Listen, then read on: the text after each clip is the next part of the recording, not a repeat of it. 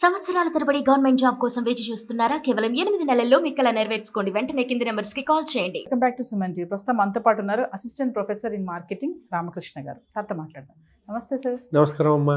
Sir, birth right citizenship, పౌరసత్వం హక్కు మరి చూస్తున్నాం మనం ఆర్టికల్స్. ట్రంప్ ఏదైతే హక్కు ఉందో తీసేస్తాను అంటున్నారు. మరి అక్కడే పుట్టి అక్కడే పెరిగిన వాళ్ళు మనం ఇంకా కొన్ని చూసుకుంటే డెలివరీ టైంలో ఇక్కడి నుంచి అక్కడికి వెళ్ళి అక్కడ డెలివరీ అవ్వడం, అక్కడ పుట్టిన తర్వాత వాళ్ళకి గ్రీన్ కార్డ్ రావడం, ఇవన్నీ ఉన్నాయి కదా.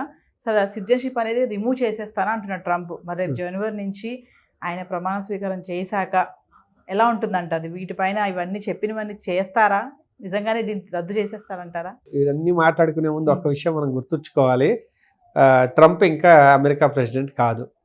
జనవరి 1, 2025 దాకా అతను ప్రెసిడెంట్ ఎలక్ట్ అంతే. కాబట్టి 25 జనవరి 1 వచ్చిన తర్వాత ఆయన ప్రమాణ స్వీకారం చేసి ఆఫీస్లోకి వెళ్ళి అప్పుడు ఏమేమి నిర్ణయాలు తీసుకుంటారన్న దాని మీద మనం ఎంత డిస్కస్ చేసినా మనకు క్లారిటీ ఉంటుంది. ఇదిగో ఇది ఇలాగాని. కాకపోతే ఆయన ఎప్పటి నుంచో కొన్ని విషయాల్లో చాలా క్లియర్గా ఉన్నారు. ఆయన ఇన్ఫ్యాక్ట్ ఈసారి ఎలక్ట్ అవ్వడం కూడా కేవలం ఒక మేజర్ అంటే ఎలక్షన్ ప్రామిస్తోనే ప్రభావితం చేశాడు. ఏమిటయ్యా అంటే ఇల్లీగల్ ఎలియన్స్, అంటే దేశంలో అక్రమంగా వలస వచ్చిన వాళ్ళు ఎవరైనా ఉంటే వారికి సంబంధించి వారికి కలిగే ఏమైనా ఇవి ఉంటే ప్రివిలేజెస్ ఏమైనా ఉంటే అవి తీసేయడం కానీ, వారి పిల్లలకు పుట్టే దానికి బర్త్ రైట్ ఇవ్వకపోవడం కానీ, ఇలాంటివన్నీ చాలా క్లియర్గా ఉన్నారు. అని మొదటి నుంచి ఈ ఒక్క విషయం మీద చాలా సీరియస్ ఉన్నారు. కాబట్టి మనం బర్త్ రైట్ సిటిజన్షిప్ అనే ఒక అంశం గురించి మాట్లాడుకోవాలంటే ఇక్కడ భాగాలుగా ఉంటాయన్నమాట. ఒక్కొక్క విషయం మీద మనం డిస్కస్ చేసుకోవాలి. మొట్టమొదటిది ఏంటంటే ఇల్లీగల్ ఏలియన్ అని ఎవరు వచ్చినా వారికి బర్త్ రైట్ సిటిజన్షిప్ లేదు, వారిని నిర్మోహమాటంగా వెనక్కి పంపించేస్తాము అన్నది ఆయన ఎలక్షన్ ప్రామిస్. అసలు ముందు రానివ్వకుండా చూడాలన్నది కూడా ఆయన కోరిక. ఆయన లాస్ట్ టైం ఉన్నప్పుడే మొత్తం మెక్సికో బార్డర్ నిండా బార్డర్ వాల్ కడతామన్నారు. దానికి వ్యతిరేకంగా డెమోక్రాట్లు చాలా గోల చేశారు. ఇక్కడ చిన్న తేడా ఏంటంటే ఇప్పుడు భారతదేశానికి పాకిస్తాన్కి కూడా చొరబాట్లు ఉంటాయి. కాకపోతే అక్కడ చొరబాట్లు చేసేది మన దగ్గర బాంబులు పెట్టడానికి, ఇక్కడ చొరబాట్లు చేసేది ఎందుకయ్యా అంటే అక్కడ దేశంలోకి వెళ్ళిపోయి అక్కడ కొంచెం సుఖంగా బతుకుదాము, ఇలాగ దాని ఏమంటారు ఒక చైన్ ఇది ఉంటుందన్నమాట. ఇమిగ్రేషన్ అంటే ఏంటి, ముందు ఒకడు వస్తాడు, వాడు ఎలాగోలా కష్టపడి ఏదో లోకల్గా సంపాదించుకుంటాడు, ఇంకా తర్వాత వాళ్ళ అమ్మ, వాళ్ళ నాన్న, వాళ్ళ భార్య, పిల్లలు, ఈ చైన్ సిస్టంలో అందరిని పట్టుకురావడం అనేది ఇంకొక టెక్నిక్ అనమాట. అసలు మొదట ఆదిలోనే తుంచేద్దామని ఈ నిర్ణయం తీసుకున్నాడు. సో ఇల్లీగల్ ఎమిగ్రెంట్స్ ఎవరున్నా వారికి ఇవేవి నిబంధనలు వర్తించవు, వారికి అసలు సిటిజన్షిప్ వచ్చే అవకాశం లేకుండా చేయాలన్నది మొట్టమొదటిది. రెండవది అక్కడ పుట్టినందుకు గాను సిటిజన్షిప్ వచ్చేయడం. ఇక్కడ ఒక అద్భుతమైన స్కామ్ ఉంది. ఏంటయ్యా అంటే ఈ ఒక టూర్ ప్యాకేజెస్ ఉన్నాయి. మీరు కులు మనాలి లేకపోతే మారిషస్ టూర్ వెళ్ళాలనుకున్నారనుకోండి, చెప్తారు వాళ్ళ 3 days 4 nights స్టే ఇలా ఉంటుంది అని చెప్తారు. అలాగా అక్కడ కేవలం బర్త్డే ఏదంటారు సిటిజన్షిప్ కోసం ఒక ప్యాకేజ్ ఉంది. అంటే ఏం చేస్తారు, ఒక 6 నెలలు 7 నెలలు గర్భవతిగా ఉన్న వాళ్ళని తీసుకెళ్ళి అక్కడ డెలివరీ చేయించి ఆ పుట్టిన పిల్లడికో సిటిజన్షిప్కి సంబంధించిన మొత్తం ప్రాసెసింగ్ చేయించి జాగ్రత్తగా మళ్ళీ దేశానికి తెచ్చి పంపించేస్తారు. మరి వెనక్కి ఎందుకు వచ్చేయడం, అక్కడ ఉండిపోవచ్చు కదా అంటే ముందు వాళ్ళ కోరిక ఏంటంటే ఆ పిల్లకో సిటిజన్షిప్ వచ్చేసిన తర్వాత వాళ్ళు పెద్ద అయిన తర్వాత ఎప్పుడు కావాలంటే అప్పుడు రావచ్చు. వాళ్ళకి ఇంకా అమెరికన్ పాస్పోర్ట్ వచ్చేసింది కదా, ఇంకా అక్కడి నుంచి ఫుల్ హ్యాపీస్. సో ఆ రకమైన స్కామ్ అది ఏంటంటే చాలా ఇదిగా నడుస్తుంది. సో ఆయన అది కూడా అరికడతానంటున్నాడు. ఆయన ఏమంటున్నాడు, ఇప్పుడు బర్త్ రైట్ రావాలంటే తల్లి కానీ తండ్రి కానీ ఇద్దరిలో ఎవరో ఒకరికి గ్రీన్ కార్డు ఉంటేనే సాధ్యపడుతుంది. ఓకే, వీళ్ళు ఆల్రెడీ అక్కడ సిటిజన్స్ ఉన్నారు, వాళ్ళ పిల్లలు సమస్య లేదు, వాళ్ళు ఏ ఎథ్నిసిటీ అయినా సమస్య లేదు, హ్యాపీ, వాళ్ళు ఆల్రెడీ అందులో అక్కడే పౌరులు కాబట్టి పౌరసత్వం వచ్చేస్తుంది వారి పిల్లలకి. అలా కాకుండా బయట వాళ్ళు ఎవరైనా వస్తే ఇద్దరిలో ఒకరికి గ్రీన్ కార్డు ఉంటేనే వీళ్ళని పౌరులుగా మనం పౌరసత్వాన్ని ఇస్తాము, లేదంటే ఇవ్వము అని ఆయన ప్రతిపాదన. విశేషం ఏంటంటే ఆయన ప్రతిపాదించిన దానికంటే ఆయన కింద ఆయన అడ్వైజర్లు ఎవరు ఉంటారో వాళ్ళు ఇంకా హార్డ్ కోర్ అన్నమాట. అసలు వీటికి కూడా ఇస్తారు లేదు, వాళ్ళ స్టేట్మెంట్లు అయితే దీనికి కూడా ఇంకా కొంచెం ముందుకే వెళ్తున్నాయి, అసలు అలాంటివి కూడా ఇవ్వాల్సిన అవసరం లేదన్నట్టుగా వాళ్ళు ఉన్నారు. కాబట్టి ఇది ఎంతవరకు రియల్గా ఒక లా కింద మారుతుందన్నది కొంచెం వేచి చూడాలి. ఇంకొక విషయం ఏంటంటే ఇంతకుముందు ట్రంప్ వచ్చినప్పుడు ఆయన ఇది ఎలా ఉంటుందంటే యుఎస్ ఏంటంటే ప్రెసిడెన్షియల్ రూల్. ఓకే, ప్రెసిడెంట్ అనే ఆయన వేరు, ఇక్కడ సెనేట్ వేరు. కాంగ్రెస్ ఏదైతే ఉంటుందో కాంగ్రెస్ అంటారు అక్కడ మన పార్లమెంట్లో అది. కాకపోతే ప్రెసిడెంట్ తాలూకా పనులు వేరు. ప్రెసిడెంట్ ఒక లా పాస్ చేశాడంటే దాన్ని వీళ్ళు కాంగ్రెస్లో డిస్కస్ చేసి దాన్ని ముందుకు తీసుకెళ్ళాలి. ముందుకు తీసుకెళ్తే ఎగ్జిక్యూటివ్ వీళ్ళంతా ఎగ్జిక్యూట్ చేస్తారు. కాకపోతే ఏమైందంటే ఇంతకుముందు అది డెమోక్రాట్ల చేతిలో ఉంది, ఈయన రిపబ్లికన్ ప్రెసిడెంట్ అయ్యాడు. కాకపోతే ఇదేం పంపించినా వాళ్ళు చక్కగా దాన్ని కోల్డ్ స్టోరేజ్లో పెట్టేయగలిగారు. ఇప్పుడు అది లేదు సమస్య. ఇప్పుడు ఇద్దరు రిపబ్లికనే, ప్రెసిడెంట్ రిపబ్లికనే, ఇక్కడ కాంగ్రెస్ రిపబ్లికనే అయిపోయింది. ఇది సరిపోదన్నట్టు ఇక్కడ వీళ్ళ జ్యుడిషియల్ సిస్టమ్ ఉంటుంది. అది ఎలా ఉంటుందంటే 9 మంది జడ్జిలు ఉంటారు. ఇలాంటి పెద్ద పెద్ద విషయాల్లో మన సుప్రీంకోర్టులో లాగా ప్రతి చిన్న విషయానికి వెళ్ళి సుప్రీంకోర్టులో కేసులు వేయడానికి ఉండదు. ఏమైనా కాన్స్టిట్యూషనల్ పెద్ద పెద్ద ఇష్యూస్ మాత్రం సుప్రీంకోర్టు దాకా వెళ్తాయి.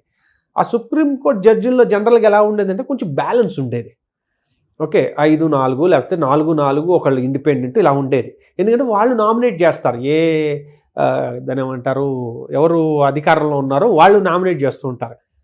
ఓకే, ఇప్పుడు అది కూడా రిపబ్లికన్లే ఎక్కువ ఉన్నారు. దాదాపు 6 జడ్జిలు రిపబ్లికన్లే.